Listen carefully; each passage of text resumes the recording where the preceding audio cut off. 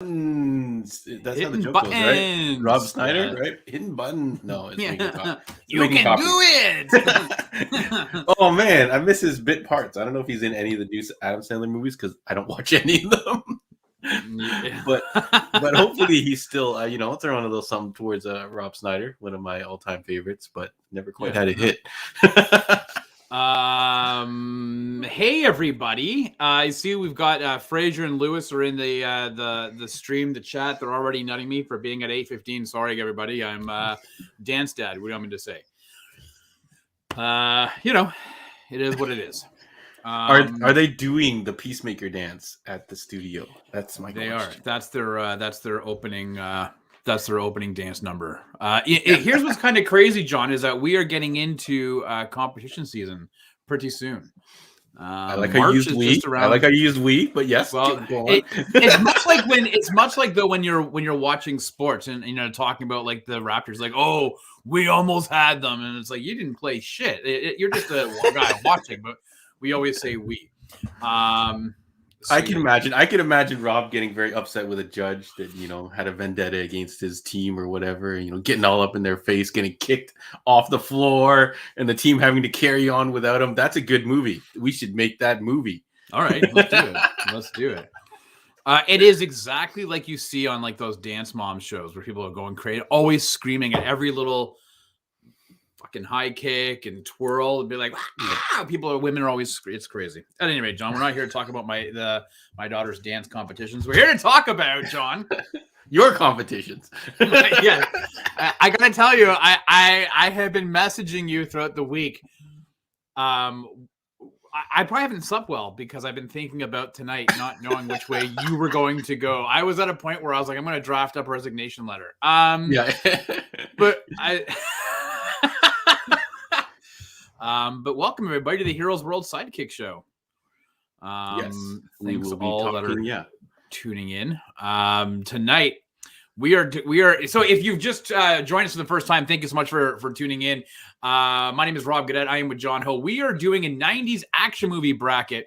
And as we've been going through the bracket, John's going to throw that up in a second here. But tonight we have a face-off between Under Siege and Toy Soldiers, which kind of came out of nowhere to John and I while researching movies. This movie was not part of any action list, much to the chagrin of our friend Sarah, who was quite angry. Even when I messaged her and said, under the CTV app, it's listed under a drama, and she got really like as if I put it there. I didn't have anything to do with it. I didn't categorize it. You are categorizing these movies. You are nominating them to be moved. You wrote a letter to who produced this damn movie to get it under a different classification. But a lot of people got love for this movie. Like when I posted it up, people were like, "Oh, yo, I remember that movie." So we're definitely going to be talking about that. Right. They also thought it was Small Soldiers though with Phil Hart. So we also have to take that in consideration. about toys and stuff. It's a whole different movie, John. Yeah. Oh man. All right, cool. So let's dive into. I've got some new releases at the store. I've got some new things to show you. I kind of kept it light because I knew we wanted to get into talk. And then Rob's going to hit us with the news, and then we're going to talk about their 90s movies. So thank you, everybody in the chat. Thank you, everybody who might be watching this on the replay. Check us out. We also are available on your podcast services. So check us out. Links are in the description for the YouTube or wherever you're listening to this. So the new comic releases are posted on our Instagram and Facebook every Monday. I'm going to post them at 7:00 because that's that's what the algorithms say. So we're going to try 7:00. So a whole bunch of new titles coming out here. Looks really good. And then we also did get a whole bunch of omnibuses in this week, Rob. I don't know if you recognize any of them here. So this is the Sandman Volume 5, big giant Mamma Jamma edition. We did get giant size X-Men stuff. We got Astonishing X-Men. I don't know if you ever read Astonishing X-Men, but this was a really good run. Joss Whedon stuff. No, I did. Yeah, really good run. All the Joss Whedon stuff aside, we're gonna separate the art from the person right now. Wolverine and the X-Men, Infinity Gauntlet. So lots of really good stuff. So Batman by Paul Dini. Yeah, and some Batman by Jeff Loeb and Tim Sale. So if you are down with the omnibus game, we are selling a lot of those for U.S. cover price in Canadian. which is a really cool deal. And we can hook you up if you're sorry, Michelle distracted me here with a Toy Story chat. We're definitely going to be talking Toy Story. But yeah, if you need any of these items, you can hit us up. Some of them don't get on the website, unfortunately. Sometimes we don't have time to get to them, but you can always hit me up, and I can set all that up for you guys. So you want to look at some expensive stuff, Rob? Hell yeah, I do. Can I show you guys some expensive stuff? Everybody in the chat, this is where we run down a couple things that I have on pre-order. So we usually go to Sidekick because it's kind of Sidekick Sideshow collecticals is what I want to say. There you go, buddy. Yeah, Sidekick not affiliated with us. Show. Yeah, that's when we produce our own brand of statues. That's right. Like that. But we go to that because it's got a lot of pop culture stuff and a lot of things that we actually talk about on the show and things like that. So I'm going to show Rob some things, and you guys in the chat also feel free to jump in and give us your guesses as to how much these things cost and if you like them or not. So it helps me with some kind of fun like kind of input here. So the first statue up is a Darth Vader Mythos statue, which is, I guess, the Star Wars branding for their I guess Marvel is called premium format, and then the Star Wars stuff is called Mythos or whatever, however you want to pronounce it. So this is a really cool Darth Vader. Looks pretty mean. Yeah, standing on top of some type of turbine there. I don't know what exactly is going on there. But it comes with 2 different heads, so it's very, very cool. There's your funny render. Rob, you can put them on your desk here. So this is what it would look on your desk. So Rob, we're gonna do this in USD. How much do you think Darth Vader is gonna cost you to take home? Again, $17.50 USD, John. 1750. Okay, I think you're a little bit high. I did this quickly. Not yet, but maybe later I will. In general, but price wise, yeah. So Fraser says 1,000. I think Michelle's actually closer to the money here. So let's see what this was here. So this guy here. Oh yeah, and then they have a whole lineup here. They have Azure Ventress here, and then Darth Sidious. So he is about 630 USD. Wow. So the due date is the date that I have to get it in by to guarantee the statue. Sometimes you can be late to the game and they still are available. And this will arrive sometime in January, March 2023, which seems like it's far away right now. But the way things are going, that may be right around the corner. Wow. Yeah. So 500. I wish I could sell these for 500 USD. That would be phenomenal. It'd be a great little thing to get this into everybody's home for Christmas. Let me show you another one. This one might be kind of funny. Tell me if you recognize this guy, Rob. Oh yeah, that's Death. This is Death from what movie, Rob? Ship. Bill and Ted's Bogus Journey, and then Bill and Ted 3, Face the Music. Yeah, bogus. Yeah, so are you a bigger fan? What is your favorite Bill and Ted movie? The first one. The very first one? 100% yes. First one? The first one. I actually really don't like number 2 except for Death. Aside from Death, the rest of the movie, it blows donkeys. I hate it. Oh my goodness. So this is a 1/10 scale statue. Looks like it comes with a bunch of different accessories. So you can put the big, what instrument is that called? A bass or giant violin or I don't know. No, I'm bad at music. Yes, and then he's got the scythe there, and it looks like he's got at least 2 different heads, like one neutral head and one kind of like head. So I quite like Bogus Journey. I watched it a ton of times when I was a kid. I listened to the music a lot. Yeah, I suspect if I watch it now, I will be pretty maybe disappointed in my memories not living up to the hype. So what would you pay for a Death statue? Well, John, from this relatively newer company in Incendium. I don't think we've covered Incendium. I've never heard of them. You know what, John? I would imagine they're probably going to price it relatively affordable. I'm going to say 400 USD. Yeah, 400. Yeah. So I think this is a little bit cheaper. I think it's 1/10 scale, but we'll know when I pop here. Yeah, so 1/10 scale. Jeez. It's about $200 USD. Right. So it's not bad. February 18th, I got to put this order in. Comes out later this year. So I guess they're not.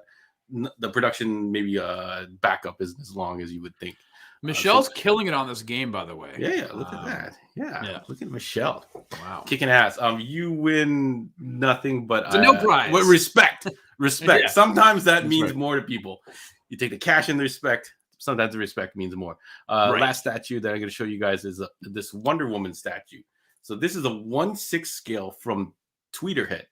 Okay. So they've done a whole bunch of statues along this lines. I don't think it bears a resemblance to any of our movie versions of Wonder Woman. So this looks like maybe just a comic book version of her.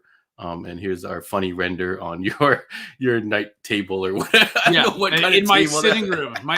It's when my guests come in. I'm like, oh, here's our sitting room. If you guys need a place to chill out, and don't mind my small cacti and 3 encyclopedias that are bordering my giant Wonder Woman statue. Well, what bothers me, the books are the wrong way. You would want them spine out, wouldn't you? You wouldn't want to just see pages. That's right. Unless they don't own the rights to whatever those books are. I like the spine out. Yeah, the seashell on top of the 3 books really is a nice accent. So anyone at home, it also looks like a very uncomfortable chair on top of what he has. Second only to, I don't know if you ever watched the Toys That Made Us. They had this really weird chair that looked like a naked woman. I don't know if you ever saw that. I did see that, and wasn't that like the creator or the head of Mattel? She said she helped found the Barbie line. Yeah, like, something like right? that. There's a really funny chair in the background. I suspect that this is only slightly more uncomfortable than that chair. Yeah. But it's a funny thing. What would you pay for this? Tweeterhead 1/6 scale, so about the size of what we would call a Hot Toys or a doll or something like that. Yeah, now Tweeterhead puts in a lot of really cool stuff. They did a really awesome line of the original Super Friends statues. So if this is the size of like a Hot Toy, are you including? But look at the base. Look at the Aries on the base. That does look pretty is crazy. The base inclusive of the 1/6? Like, because that's a lot of base. That's base is base. It wouldn't affect the scale, no. But it's gonna make her way taller. Okay, I'm gonna say it's $750 USD. I think it might be a bit high, but Tweeterhead's about that. I think she also has I forgot to pull the picture, but I think she's got an alternate sword hand as well. Oh, there we go. There's a sword. There it is. So about $450 USD. Right. So yeah. God, look at Michelle. 400. Jeez. Yeah. You win. The respect. Respect. Rob, no respect for you today. Which is typical. That's actually all right, and that's all I wanted to show you guys. I got a big one that I'm saving for next week that I want to show Rob, and I think he's gonna have to take out a second mortgage to get this statue. But that's not it. You're gonna have to just talk to my wife, and you're gonna have to deal with her. It had nothing to do with me, man. Yeah. And that's the new stuff. Hit me up if you're interested in anything, folks. Whatever you're looking for, cards, comics, toys, statues, board games, let us know at Heroes World, and we'll do our best to provide. So awesome. Rob, what do we got in the news? What happened today? Dude, we have a lot of news stories to talk about, and I actually feel like the news that I had done, I don't even know if I got everything. So you know what? Very quickly, I'll put it at the very end because something dropped later. I guess it was earlier this evening around the 5 o'clock mark. So I'll drop that at the end. But hey, John, do you happen to have $3.6 billion to spare? I just tied it up in some investments, but maybe I could free it up if it need be. Well, if you were looking to purchase a game development company, you would be in luck. Sony just purchased Bungie, the developer of Destiny, in the original Halo trilogy. Now, obviously, this is a move in response to Microsoft buying Activision Blizzard a couple weeks back. Listen, I'm going to have to be honest. This is kind of surprising to me, given that 95% of Bungie's works are owned by Microsoft, which is obviously their original Halo trilogy. So aside from Destiny and Destiny 2, that's really all they have in their portfolio. I'm surprised at the valuation of $3.6 billion. But John, do you think this is on par with Microsoft's acquisition of 2 weeks ago? It sounds crazy. My real question is, Rob, like I was unaware that they were on sale. Like, was it posted on eBay or a Facebook Marketplace or something like that? Or is it become so aggressive that they went around going, hey, they did this. What can we do? And they started like calling up the different studios. Or maybe another studio was like, hey, they got this much money. Let's talk to them. But yeah, that's crazy because previously, was Bungie not like mostly affiliated with Xbox at some point? Microsoft, like Destiny and Halo, and then all they those left. Things. They broke away from Microsoft, and then Microsoft started using 343 Studios for Halo 4 and onward, right? Yeah. So it's very interesting. I haven't really been following it. Like I'm not as into the video games as I used to be. I'm getting back into it. But yeah, that's interesting. I'm curious on how these like like how these sales happen. Like you don't ever see them like on the market or anything like that. So it's no, like, well, companies are they just like, have... what would be fun if we just bought these guys out? Yeah, because I like this game. Let's go. Call them up, Mark, or I don't know, whoever, whatever guy. Gary. Yeah, Mark or Gary. It sounds like there's usually companies will have a portfolio of companies. Valuation is just because people are always looking for acquisitions. I will say though that Bungie made it very clear that their games going forward, even though they'll be owned by Sony, they'll be run independently and will be multi-platform. So that's an interesting stance from Bungie, who are the makers of Halo. And speaking of Halo, John, we did get a trailer for the Halo TV series that's going to drop on March 24th on the Paramount Plus network in Canada. I believe that's $6.99 or $5.99 a month. We haven't done a review on that or a trailer reaction, but if the people want us to, let us know in the comments, and maybe John and I will do a trailer reaction. Did you watch the trailer, John? I did not. I was unaware that it came out. Other than I saw you guys messaging back and forth, and then when you start getting to like unread messages and it starts hitting the double digits. Yeah. I'm like, oh man, I can't catch up on all this conversation and be like, I'll reply to this, and then it's like backtracking or too much or dialing the chat back, and you just slow everybody down. Well, so, people want I didn't us get a chance to watch it. Yeah. Well, okay. Well, people want us to do a review. Let us know in the chat. Hey, John, do you happen to have like $3 million in your bank account?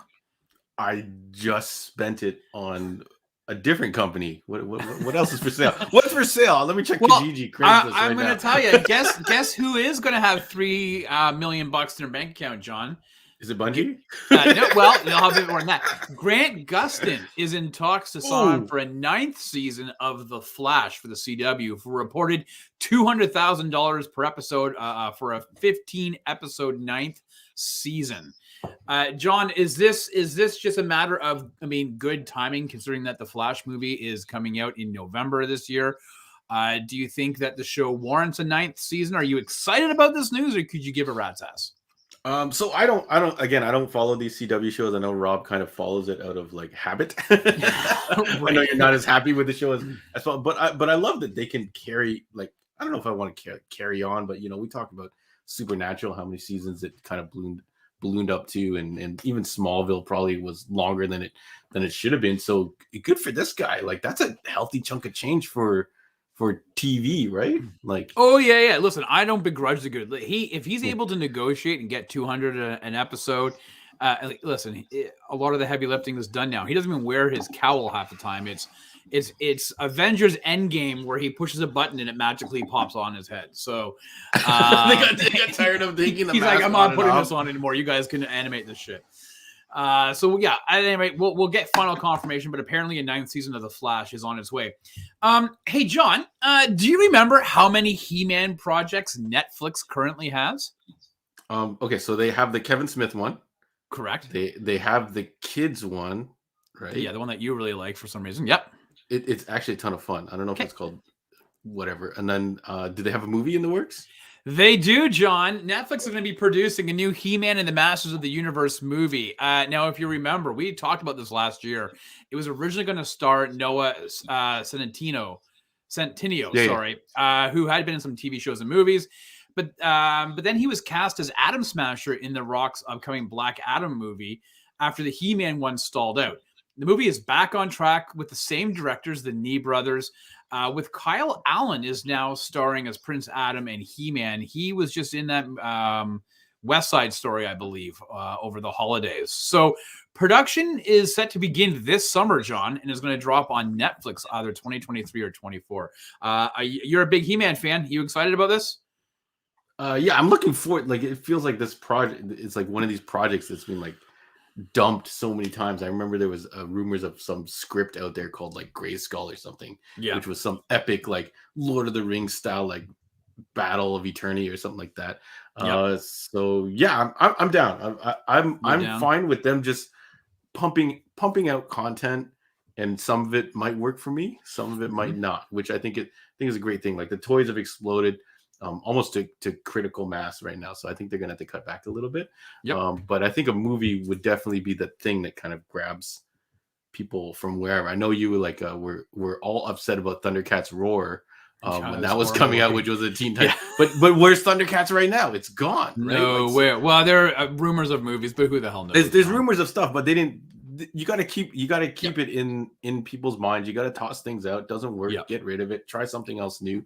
And I think just keep going with it. So yeah, I'm definitely down. I think are we gonna add Masters of the Universe to our comic themed rewatch along with the Punisher, and then I don't know what else we want to rewatch from later this year. Maybe later this year we'll have to do that. Hey John, remember when a couple weeks ago that Jason Momoa had split from Lisa Bonet, and you got like all excited that Jason was once again single, which kind of perplexed me a little bit. I didn't know why. But he's eligible bachelor, maybe he'll star in his own show. Even though he split from his wife, John, he has found a new family. Momoa has signed on for Fast and Furious 10 opposite 72-year-old Vin Diesel. No idea what his role will be. Production will be commencing sooner than later, as the movie is scheduled to drop in May of 2023. John, he is the third brother that they didn't mention. So you head across, you get Vin Diesel, John Cena, and then in like the next screen over is a Jason Momoa character who got kicked out of the family even earlier than the John Cena character. He was the guy that was filling up the gas cans that nobody cared for. He was like, hey, whatever. And I got a couple quick hits for you, John. Your favorite video game movie to movie property, Mortal Kombat's getting the sequel. It did apparently quite well on HBO Max last year, and it was supposedly the most pirated movie of 2022.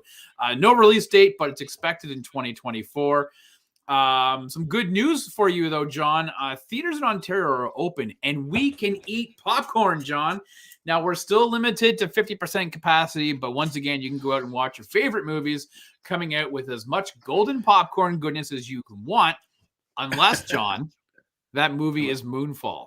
Now, this movie you're like, oh my God, I can't believe this got pulled. I'm like, never fucking heard of it. Yeah, so this is a new Roland Emmerich movie. Listen, I love these disaster movies. We got to do a disaster movie-thon, John, because I love these disaster movies.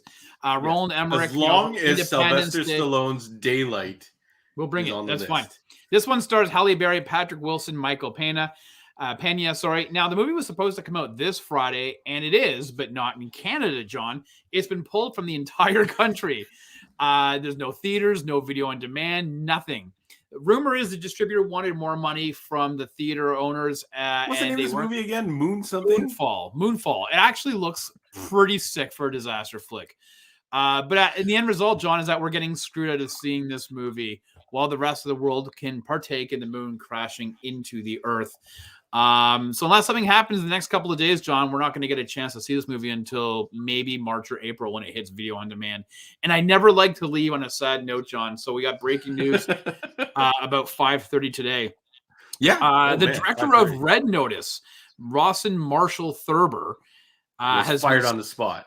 For Red Notice 2 and 3. He's been signed on to be the spearhead, the flagship Dungeons and Dragons TV series for E1 Entertainment. I think our good friend of the show, the store, John, Jim Zub, is probably really happy about this. He's a huge D&D guy, obviously having written books and whatnot, and he plays with all celebrities. If you want to go back about 2 years ago, and it'll be 2 years, a year and a half ago now, we did a fantasy D&D draft where Jim was part of the podcast. That was a lot of fun. Yeah, he was a good sport. Yeah, because I had no idea what I was doing. But this just came out this evening. It's a live-action television series based on the wildly popular game from Wizards of the Coast. He's going to write and direct the pilot and then executive produce the series. So E1 is a production company. No idea where it's going. Could it end up on Amazon, Netflix? Who knows? But Dungeons and Dragons, John, will be coming to a screen near you in the not too distant future. And that's all I have for the news. All right, thank you very much, Rob. No, so big news: D&D getting things on the board. You know, throw some things on the board. It's one of the hottest games right now, I think. Yeah, a lot of people playing via Zoom or whatever electronic version that they can do, and then small pockets of people getting together in person. But I'm glad to see it getting more limelight. And I think a TV show or whatever movie project or whatever is a good idea to get some of that lore going, because it's basically like the originator of everything do now, right? Everything is. Do you think it got a bump? Do you think it got a bump in pop culture thanks to Stranger Things? I think for sure it was a combination of everything. Everybody started I don't know. It's just one of those things where it just starts showing up everywhere you kind of turn. Community, I think, Stranger Things, Riverdale, everything just kind of started kind of farming this idea. So cool. And it's good. It's doing really well for us. So yeah, shout outs to you D&D players out there. So we'll have to, Lewis, Halo series. Yeah, we know. We talked about it. Lewis, if you want us to do a trailer reaction, let us know. Fraser Linney says Dr. Johnny Fever died. Howard Hessman, 82 years old, I believe. Johnny was also from Head of the Class. He did unfortunately pass away. Head of the Class I know of, but WKRP I used to always see the ads for it. I love that show, man. Was John Candy affiliated with that show at all? Or? No. WKRP in Cincinnati was a TV show based, it was about a radio station in Cincinnati. It is quite funny, John. It is very. It's from the 70s and early 80s, so. Mm-hmm. I don't know what ads you were looking at, but it's very on TV they would play commercials for it. I'll be on TV they don't play commercials. Sorry. Yeah. All right. What's a commercial? What's these new kids are always asking? What's a commercial? Yeah. Hey, thanks everybody for sticking around. It's the Sidekick Show. This is that's over here. This is John Ho. I'm Rob Gaudette. If you haven't had an opportunity to check out the Heroes World podcast, John, myself, and Stu did a breakdown of the 5th episode of the Book of Boba Fett, as well as the Peacemaker. So definitely go to the YouTube channel, Apple, Spotify, wherever you get your podcasts, and you can listen to that or watch us discuss the 5th episodes of each of those series as well.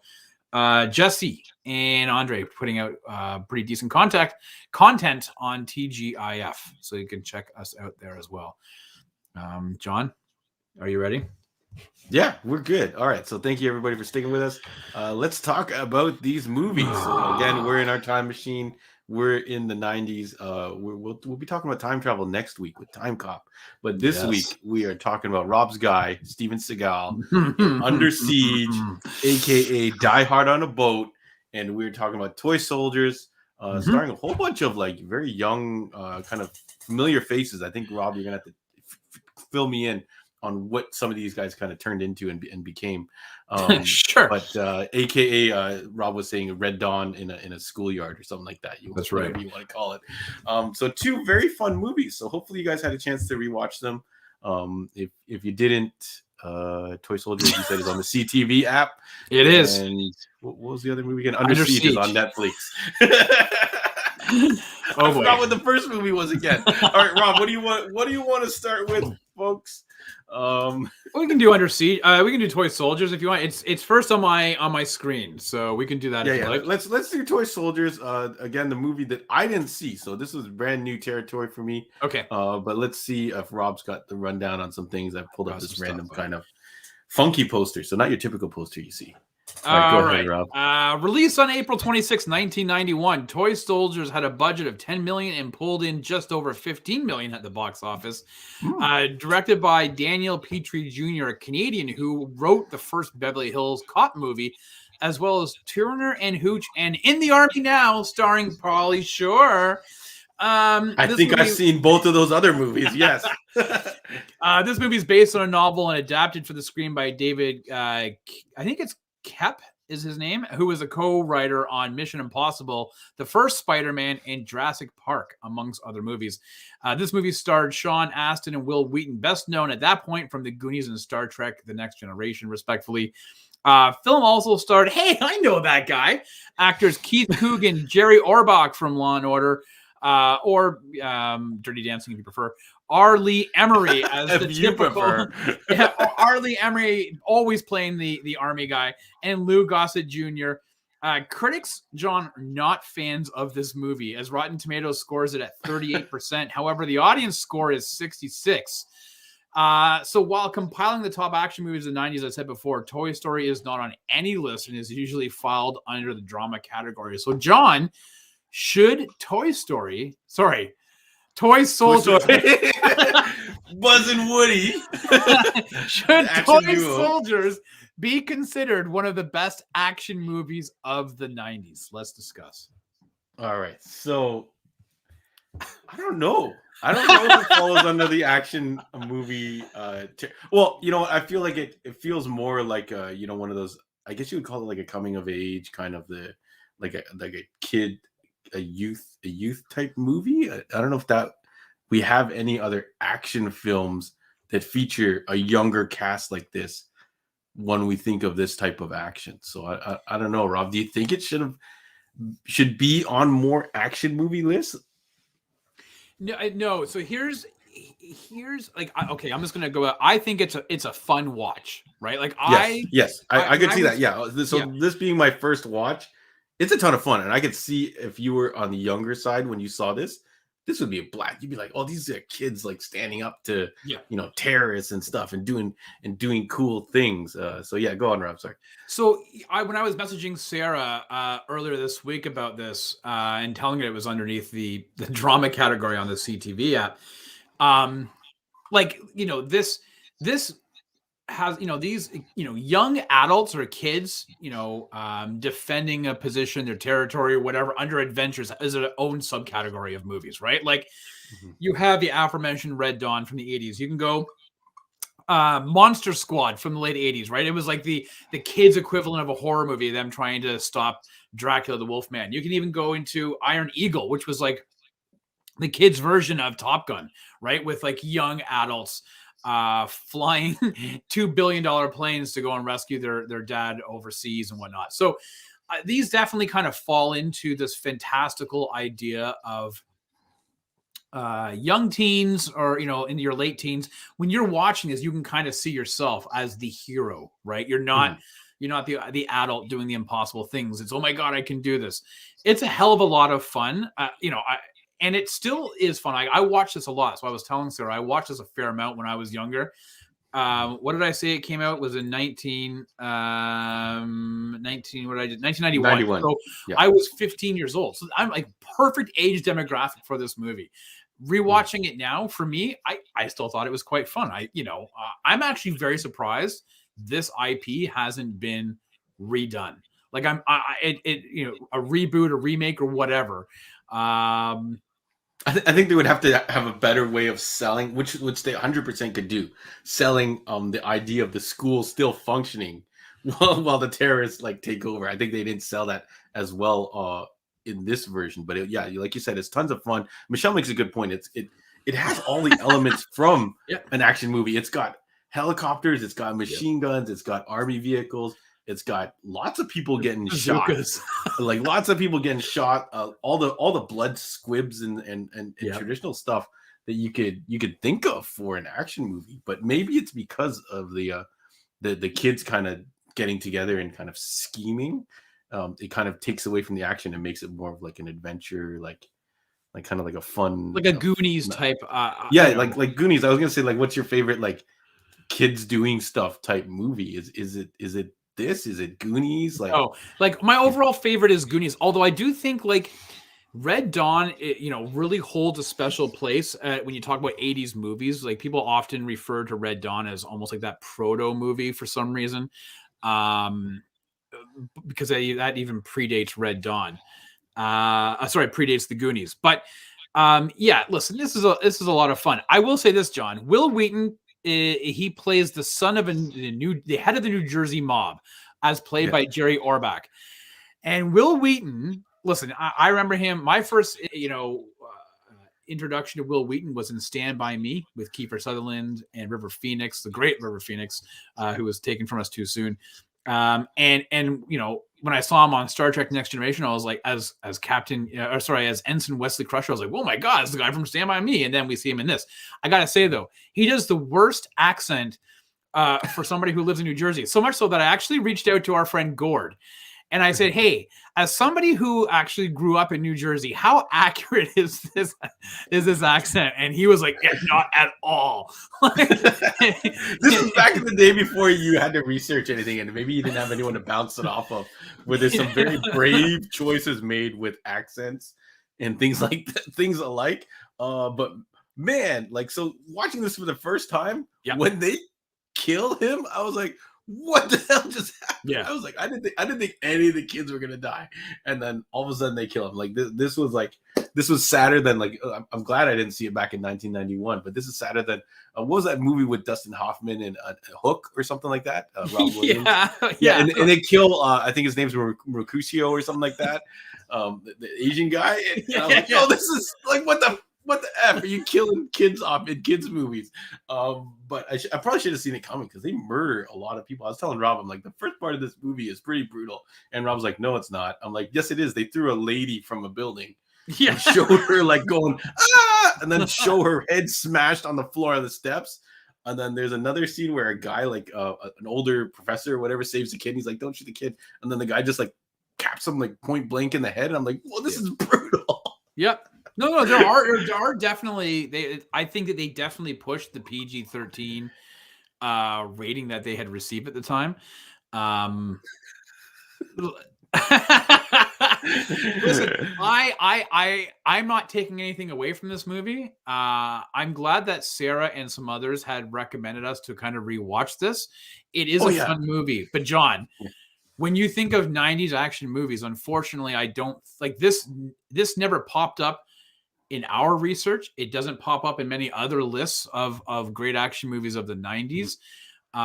Is it a travesty? Are they being robbed? I don't know, but I unfortunately don't. I don't think so. I think it's a fun movie. I kind of compared it like when I first fired it up. I was like, this is kind of like Police Academy, but with like younger kids and things like that. But Police Academy, there is a lot of action in Police Academy usually, but it's never considered an action movie, right? Right. So I don't know. I'm glad I watched it. I don't think it's quite fitting what we have already going on. So like when we start stacking up all the movies that we had on this list, it's gonna be an kind of like an oddball theme wise and ensemble cast wise. Yeah.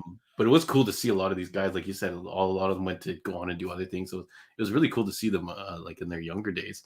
Rob, did you ever in your youth rock a dangly earring with a cross on it? I never did. I did have earrings, John, but I never had. I had hoop, but I never had a cross hanging off it. Mostly because I don't. Despite the fact that I went to Catholic school, John was not practicing in any sense of the word, and so didn't ever rock anything off of my earrings. There are some funny things that happen as John's making fun of some of the army guys diving into cover, and there's some funny things that some of the characters do. And I question how that would. The one guy got like shot right in the chest, and he was fine at the end. Like what the hell? I was like, oh, this is so sad. They just killed him. and like, no, they wrap up a bandage around his arm, and he's like, I'm good. There was funny moments, right? So it's like when Luke Gossett Jr. he's playing the principal of the school. I guess he was the principal or the dean or whatever. And all of a sudden they're like, he's in the army in base camp. And, the word comes over that a student escaped and they go, do you know this guy? And he goes, Billy, I've been waiting for something from him because like what you were waiting for the guy who doesn't listen to rules to somehow get information out to you. Like that's a lot of pressure you're putting on this kid, the kid that, listen, funny enough, they all stuck downstairs. They were calling the phone sex lines and stuff like that. Like that stuff, I was killing myself because I could kind of relate to that being like stupid at, when you're 12, 13, doing things with your friends on sleepovers. But, but to say I was expecting that Billy would have some intel for me, like it just seemed so out of place for the principal. So at any rate, yeah. So you were saying you would like to see a remake of this or no? Something I'm just very surprised that there hasn't been. Like, listen, they've remade Red Dawn, and that was a pant load. But I think Red Dawn holds a certain reverence in it, much like Point Break. The original Point Break has a reverence for it. When they remade Point Break, it was atrocious. Okay. This movie doesn't kind of jump into most people's lexicon of action movies. I think if you saw it when it came out or in the years after, of it. But maybe I would hedge my bets that a lot of people had no recollection or knowledge of this movie ever existing. So because you would often probably see it on like Saturday afternoons on your local Buffalo station on your Fox affiliate. I'm just surprised that this hasn't been redone because I do think it's right up there with the type of property that in a day and age where everything's getting rebooted and redone and remade, I'm surprised that this property hasn't been mined for a redo. I think they can definitely do another kind of like kids ensemble type movie, but I think kind of holding a school hostage is probably something that is a little too scary to think of in the like. You actually, you know what? You make a very good point. You make a good point. I don't think they would touch it.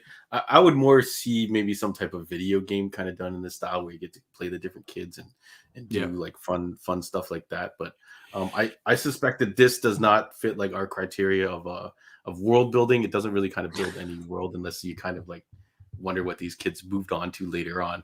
But Fraser didn't know where it is on the CTV app, but Fraser, you actually have to look underneath the drama category. Yeah. So if anybody has, I think he said he couldn't find it because he was looking under action. Yeah. Yeah. So there you go. So if anybody hasn't seen it and you're listening to this, it's definitely, John, it's 90 minutes, maybe 100 minutes in total. Like it doesn't trudge on. It's a pretty quick watch. So I would definitely recommend somebody watching it. It's a fun movie. It's definitely fun. Yes, slightly disturbed about the one kid standing around in his tighty whities for no apparent reason. I'm like, this kid just had pants on like the scene right before this, so I question. I don't want to say the director or whoever was in charge of wardrobe that day was up to something, but it was very questionable. So I that's the only scene I would cut out of the movie. But anyway, so those are our thoughts on Toy Soldiers. We're going to come back to it, but should we jump over to your man?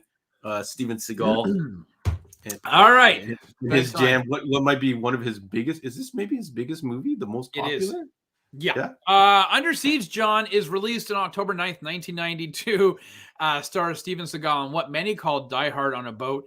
The movie had a budget of $35 million, and John, it brought in a whopping $157 million at the box office. That's a smash. Which is a smash back in 1992 dollars, right? Movie is written by J.F. Lawton, who is known for his work on Chain Reaction, Blank Man, and Pretty Woman. The director, Andrew Davis, is no stranger to Seagal. What an odd pattern. Blank Man, Damian Wayans, that we actually did talk about Damian Wayans last episode. Chain Reaction, Keanu Reeves, who's going to like probably dominate the rest of our bracket. And what was the last one? Pretty Woman. Pretty Woman. Julia Roberts and Richard Gere, right? Is it Pretty Woman? That's right. Yeah. What a weird resume. Director Andrew Davis, no stranger to Seagal, John, having directed him in Above the Law. He also directed Collateral Damage and The Fugitive, with co-starred Tommy Lee Jones. Now, along with Jones and Collateral Seagal, Damage, is that the Arnold Schwarzenegger Collateral Damage? It is. Yep. Like, why would anyone put that on the resume? I'm a huge Arnold fan, and that movie is utter trash. Well, it's because of this movie. This is because of this movie. That's how we got directing The Fugitive. This one also stars Gary Busey, who was kind of like a staples in '90s movies, because he was in Point Break, Predator 2, and The Firm. It's also considered to be one of Seagal's best films, with critics praising both Tommy Lee Jones and Gary Busey's villainous turns. Audiences agreed, they scored it as an A- on Cinema Score, John. In terms of Rotten Tomatoes, critics rated at 79%, with an audience score lower at 62%. Movie was nominated for 2 Academy Awards, John, for best sound, best sound effects editing and best sound, but lost out in both categories. So, John, despite your obvious bias and disdain for Seagal, so this could have been. You believe it? Academy Award winning. That's right. Under Siege. They would have put it right there on the title of the VHS. Damn right. Would have said Oscar. So, do you believe it rightly deserves to be part of the best action movies of the '90s list? I think, for sure, as much as I was funning Rob, because I like to make fun of him because he's a big Steven Seagal fan, and it's always make fun of like kind of like your rival. I feel like you were in 2 camps. You were in the Van Damme camp, or you're in the Steven Seagal camp, and you kind of like maybe would dabble here and there and watch one of the other movies and be like, yeah, that's all right. But you would be like, this is my guy over here. He was like Nintendo and Sega, John. Yeah, right? Yeah. You couldn't admit that you really liked what the other guy did, but you were just kind of like, it's all right.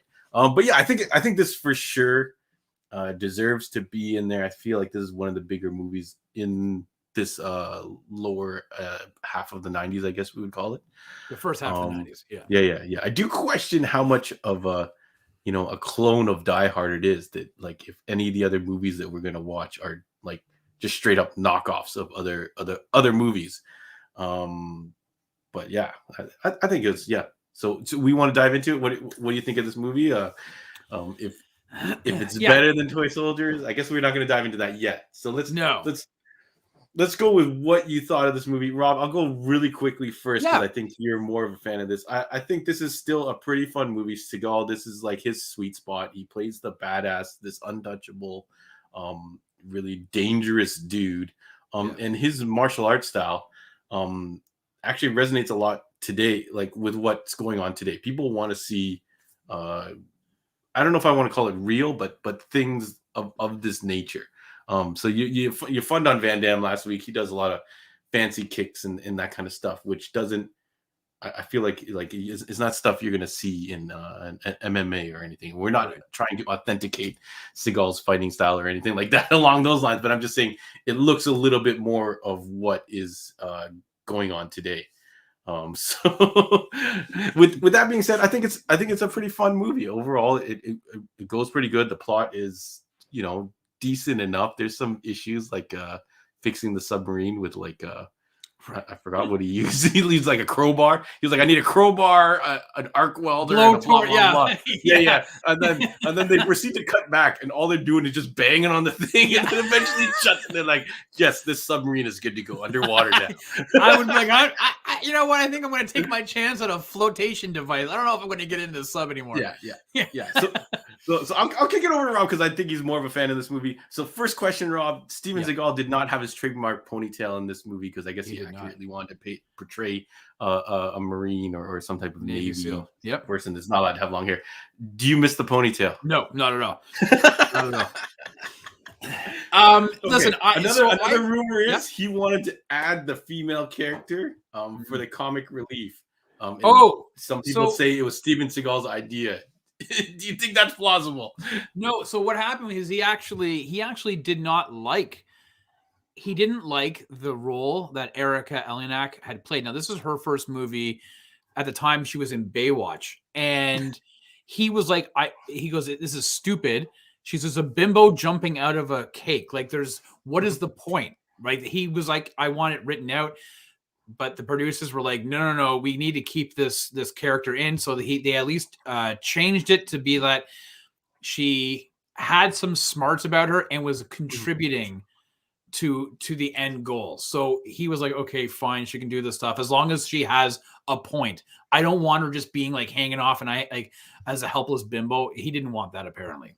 That's what I've read. Yeah. He gets like a random kiss at the end with her, which is very exactly. I saw on IMDb that one of the trivia things is that a bunch of the movies got so worn on the tape because people kept rewinding that one scene with her in it that a bunch of tapes had to be replaced. Do you think that is in any shape or form true? Probably, or somebody just messing with IMDb? It's like, hey, you know what's funny? Let me type this up here. No, because we obviously most of that was probably done by guys. Okay, I'm not gonna say that some women didn't do it, but mostly guys. Because you want to know why? We lack imagination, John. We were able to watch Erika Eleniak in a red bathing suit every Saturday afternoon on Baywatch, and yet as soon as she became topless, that was it for us. We had lost our collective minds. So yes, it does not surprise me that you just had a bunch of guys rewinding, pause, rewinding, pause. Oh, the tape snapped. Yeah. Michelle makes a good point. Yeah, a lot of the Steven Seagal movies, which was our joke early on in the brackets, that a good chunk of 3 or 4 of them all are just blended together. This one does not have a kid. This one has a female sidekick, and it's Die Hard on a boat. I don't know any other way we can describe it other simply for that.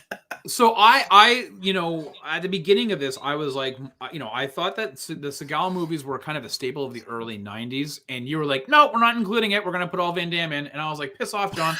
And then I watched Mark. No, I said it's fine if you can pinpoint exactly the plot lines between each of these different movies. And you couldn't do it. You took a pass. I watched Mark for Death. And I conceded that even though I remember liking that a lot when I was younger, I was like, oh, this is a pretty shitty movie.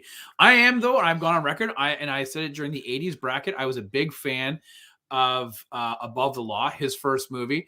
I really like Under Siege. This is one of those movies I can kind of throw on at any time. It does have fun.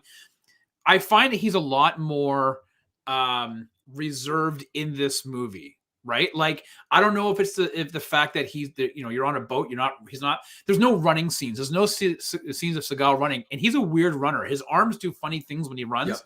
I was going to try and grab the clip. I'll save it for the next movie. So so there was none of that. He was a lot more reserved. Like, I felt like he didn't chew the scenes as much.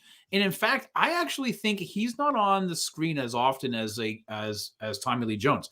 I think that this is one of those movies where you have an action star who's probably hit that moment. This is his sweet spot movie, but also paired with really cool villain. I think Tommy Lee Jones, he went overboard, no pun intended, in his portrayal of the villain, and I think it completely matched with what we were seeing. Tommy Lee Jones in Overboard? No, that's Kurt Russell. I was gonna say that's Kurt Russell, right? Yeah. I saw one of the trivia is that Steven Seagal is actually only in this movie for 41 minutes. Yeah. So I think you're right. A lot of the screen time is split up, which I think works really well for the type of character Seagal is playing, which is like the strong, silent killer type, right? Well, and you know what? Admittedly, there's a couple of times, John, where you see him and he doesn't say anything, but he's got that face. Like, he looks like really pissed off. He does have in this movie, he does have that face where his eyes go down and he looks like that. And it looks quite terrifying. You're like, holy shit, this guy, like, I would not want to meet this guy on the street. By far, again, for me, you know, this and Executive Decision were like the kind of the pinnacle of his 90s movies for me. And I really, really enjoyed this movie. I do think it deserves, I know people say it's Die Hard in a boat, but that's fine. Listen, they don't dispute or refute that fact. It's on the back of their DVD or Blu-ray cover. Is it on the Die Hard in a boat. Yeah, they're like, listen, it is what it is. It's 90 minutes. It holds you. It has a very obvious plot. You know, it's being taken over. There's mad amount of killing. I mean, I had messaged you at one point. I said, John, what was like the worst killing? Like the guy having the the metal beam impale him, There's one point where there's a metal beam, suspended from the top of the ship. They're using these beams to, I guess, weld them to transport the missiles. And somehow he manages to shoot it or cut it down.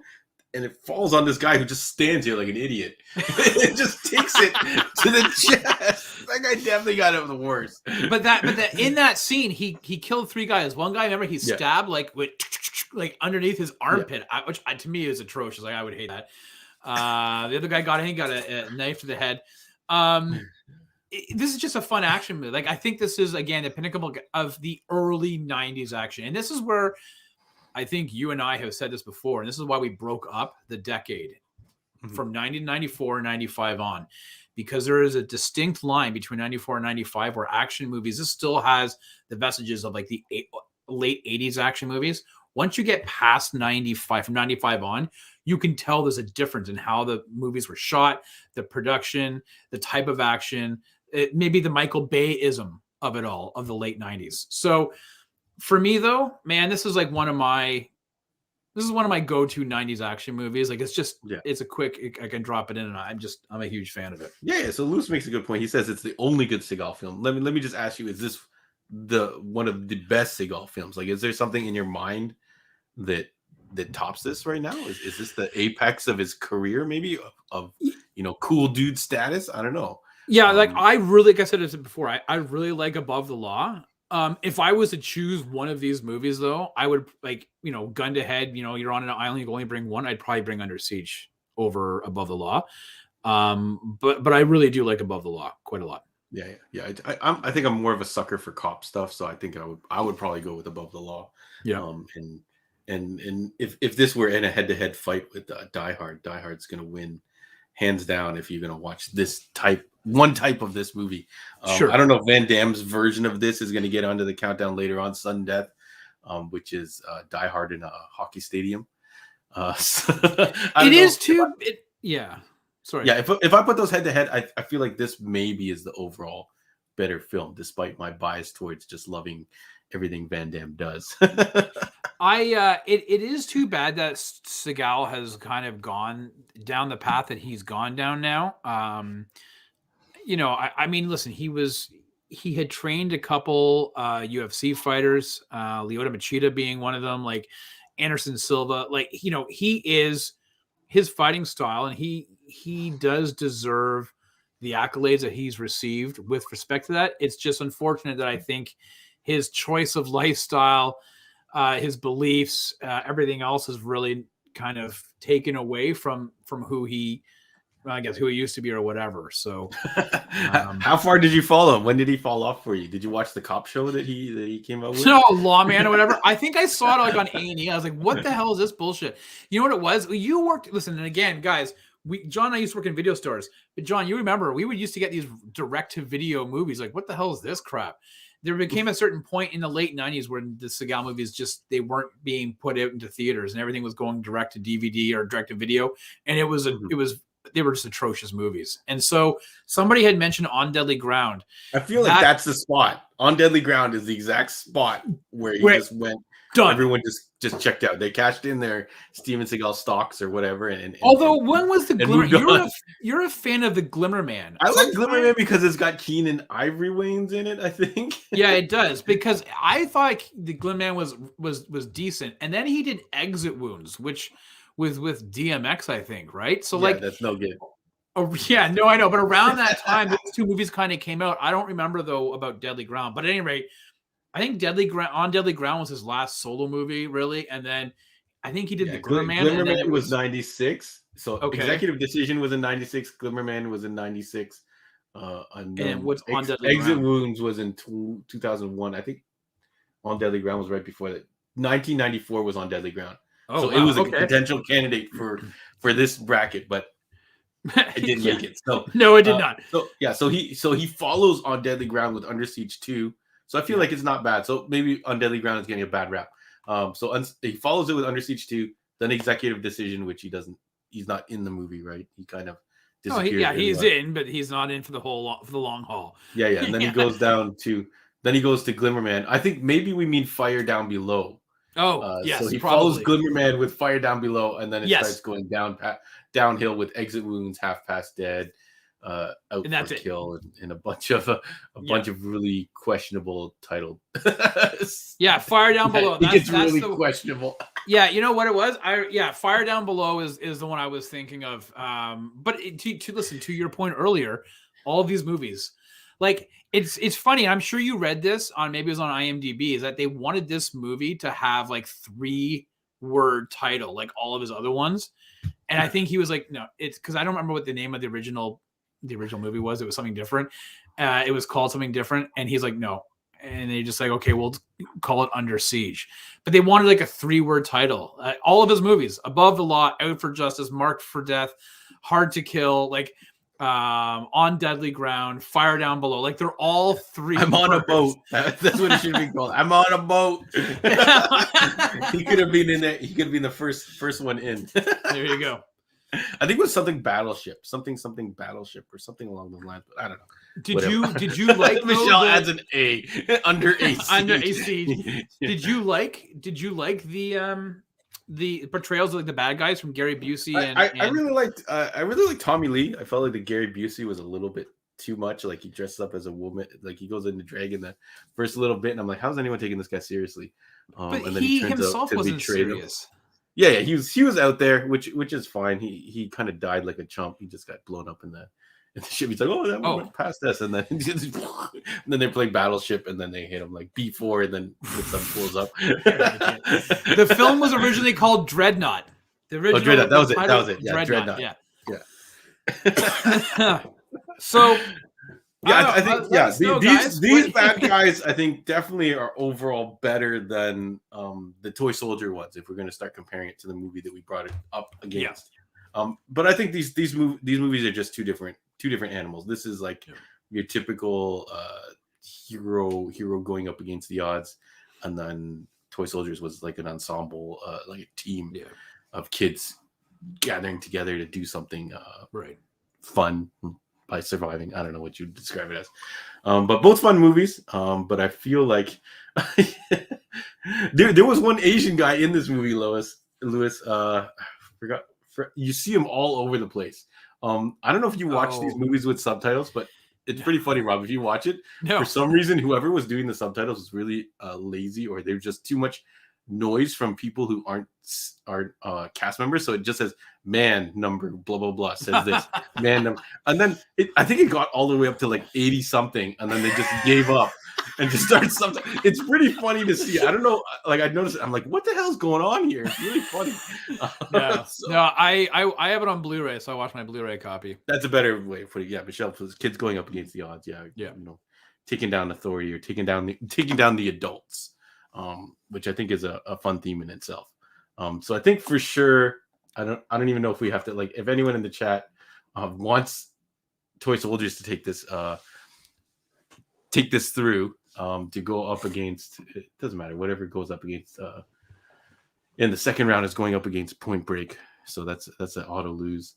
I don't know if any of our contestants could go up against that Keanu Reeves. I don't know, man. I don't know. Under Siege, we'll get to it when we go that second, but it starts to become no way in hell Under Siege beats Point Break. Well, I don't know, because if you're talking action, in terms of pure action, Under Siege is a much more of an intense action movie than Point Break, but that's not for this week's debate. No, it's 100% because Point Break became a genre in its own. Things like Fast and the Furious and they're derivative of Point Break. Became versions of Point Break, right? Doesn't mean anything. Under Siege was one of the spin-offs of Die Hard.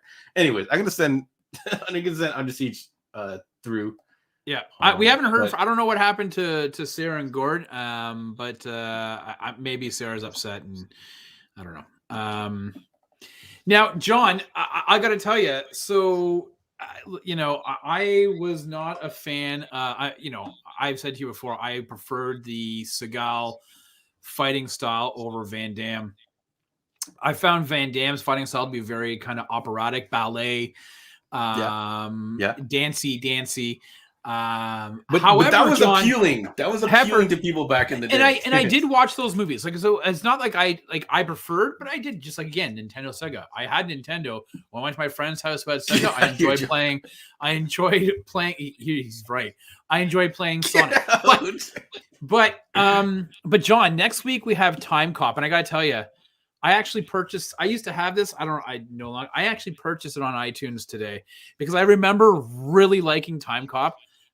It's $8, whatever. Hopefully I don't regret it, but I remember watching Time Cop a lot. I'm a bit of a sucker for time travel things. So, I'm looking, I purchased the Van Damme movie, John. Yeah. So I definitely snuck this movie in because Time Cop is actually not one of my favorite Van Damme movies. But I feel like it is considered his best movie. Like, say, if you're going, following his career, Time Cop is where it gets to the point where it's like, oh, this guy is going to become A-list, Arnold Schwarzenegger level star. And then, I guess we'll have to look at the timeline when we see Time Cop and see what movies came after it, which for some reason it just didn't.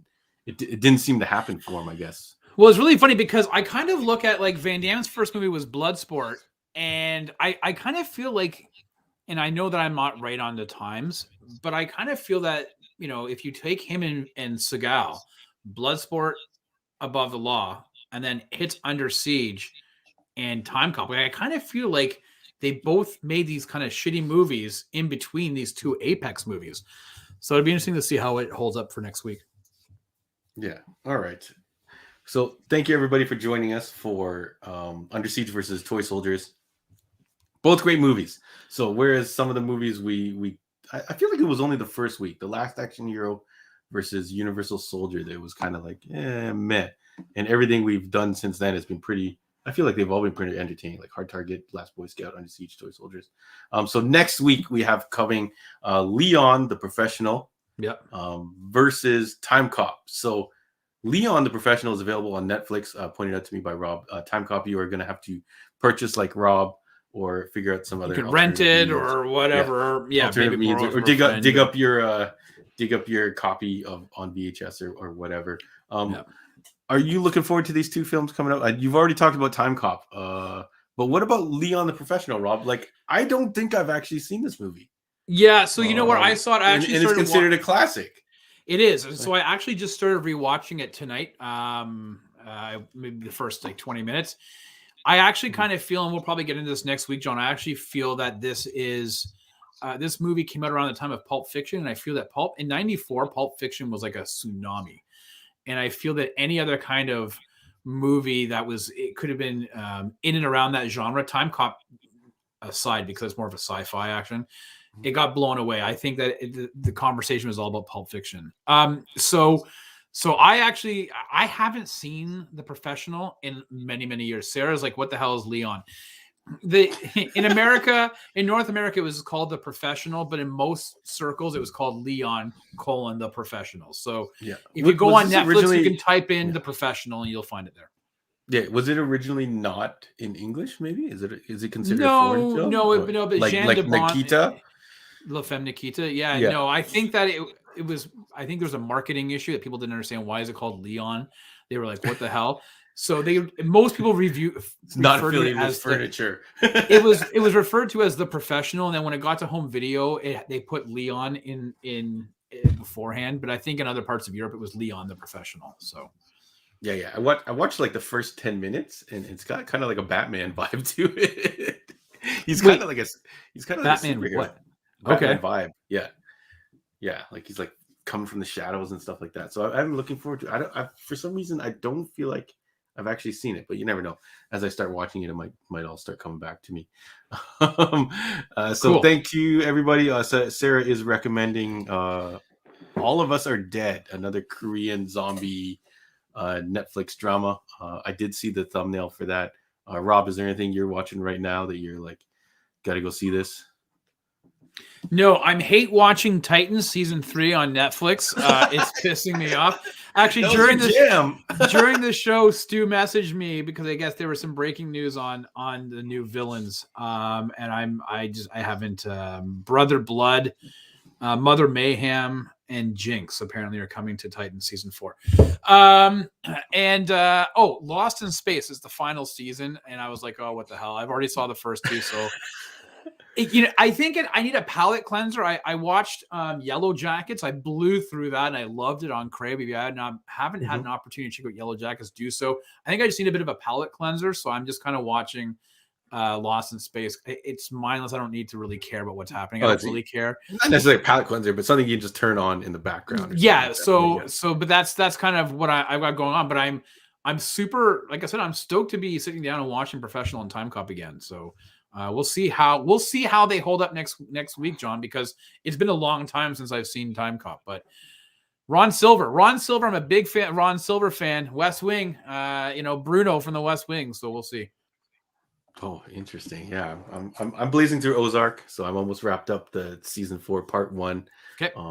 It's mad intense. Mad intense. I don't know what I'm gonna do after this. This thing is Rob, you got to talk about this movie. This movie keeps coming up. I think this is the second time, unless it's the same person as before. I don't think it was. Okay. I don't remember this movie at all. Brian Bosworth. You got to just take a look. Stone Cold Brian Bosworth. He Point Break with bikers. I would probably not agree with that. It is with bikers. He's an undercover cop or an undercover DA agent. William Atherton is the bad guy? No, it's not. William something else is the bad guy. You know what? This is one of those movies I watched a fair amount. Brian Bosworth was an NFL player. The Boz. Yeah, he had his hair. Yeah, he has this really bizarre, like it's like a duck bill at the back of his head. It's bananas. It's a mullet. It's a mullet. You can't actually find this movie anywhere to watch. It's like it doesn't exist on any streaming, like anywhere. I vaguely remember kids talking about this at the bus stop when I was a really young kid. So I guess 1991. I guess this is one of the older. I don't know. I feel like it's not that long ago. Maybe I'm thinking of a different movie. Yeah, William Forsythe. That's the name. As Ice. He's Ice. Yeah. He was like a typical like biker guy with like all leather. He had black hair, the sunglasses, the really bad looking goatee. The Boz, Brian Bosworth. His NFL career had ended due to an injury, and so he got into these action movies. This is a good look. Leather jacket, no shirt, Rob. Right, Is he wearing a dangly cross earring? I feel like this is something I've always wanted to wear, but he does have a dangly cross. It's not something I could rock. And the choker. Johnny's got a choker on as well. Okay, I know. Okay. Yeah, this is a pretty badass look. I feel like this might have to be added to one of our lists later down the road if we can find a copy of it. So yeah, I don't know why it keeps coming up, but that's fine. That's the fun part about doing this show with all y'all. We get fun movies that normally wouldn't be on some of our lists and things like Wild that. Man Beyond. I'm glad that you enjoy Stone Cold. Yes. Wild Man Beyond could be Brian Bosworth himself. I have no idea. Yes, there is a Time Cop 2 with Jason Scott Lee. Yeah, we're not watching. I don't remember it at all, but I know I've seen it. Yes, Jason Scott Lee. So, yeah, shout outs to that. I actually discovered there's a Hard Target 2 with Scott Adkins. There is some type of ghetto follow up to the Van Damme. I feel bad for Scott Adkins. He just kind of is following Van Damme's B movie shadow. Yeah, he's so good actually. Maybe he's just really good at playing a bad guy. But Rob, we got anything else to tell the people? No, I got nothing for you, John. I'm just trying to think if anything else. No, I got nothing else. So the Heroes World podcast returns this coming weekend. Episode 6 of both Peacemaker and the Book of Boba Fett. Here's John's exit music. Also, don't forget to tune in to TGIF with our friend Jesse and Andre as they run down new stuff in the shop. They talk about comics and things that have made the news. I'm sure this Sony acquisition of Bungie will be discussed. That's about it. Make sure you keep your notification bells clicked. Hit the subscribe button if you haven't done so. You never know when a trailer reaction will drop out or on some new quick video that John and I might put up. So at any rate, Jack Reacher right around the corner. Is it Jack Reacher is this Friday. It comes out. And actually, John and I were kind of debating. We might do a side review of the Jack Reacher show. So if people are interested in watching that, let John know, let myself know. We might record those and put those up on a weekly basis. So we'll see. But hey, to those celebrating Chinese New Year, enjoy. I hope you get lots of red envelopes. Money, y'all. John, that's all I got, buddy. Yeah, shout outs to Torque. I do own that on DVD somewhere. You're an idiot. But I don't think I would recommend it. I also do own a copy of Biker Boys, so at a motorcycle phase. So yeah, Jonathan Yo saying we should do a Halo reaction, so maybe we'll get to that. But thank you everybody for joining us. Thank you again, Rob. Under Siege. We've only been doing this for like over 2 years, and I always go the wrong way. Yeah. We'll pretend we're the final scene of Under Siege, and then one of us gets our eye poked. I'm totally gonna tax my kids on their red pockets. Anyways, peace out, folks. Check out the next one. See you guys.